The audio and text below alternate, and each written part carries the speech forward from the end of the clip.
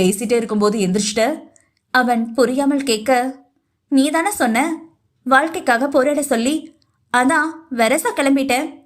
தீவிரமாக சொன்னவளை ஏற இறங்க பார்த்தான். ஓ, அப்படி. ஒரு திண்டல் புயலாகி வருதே, இப்படி. ஏண்டா சொல்ல மாட்ட? எல்லாம் என் நேரம். புயல தாண்டா அடக்கி வச்சு தென்றலா வேஷம் போட வச்சிருக்கீங்க. அவள் அழுத்து கொள்ள, அது சரி என தலையாட்டி கொண்டான் சூர்யா. சரி சரி, நேரமாச்சு. நம்ம புது வீட்டை தாண்டி தானே நீ ஆபீஸ் போவ. அப்படியே என்னையும் கொண்டு போய் விட்டுடு. இன்னைக்கே போய் அந்த அம்மாவோட இடம் எது, என் இடம் எதுன்னு ஒரு காட்டுற.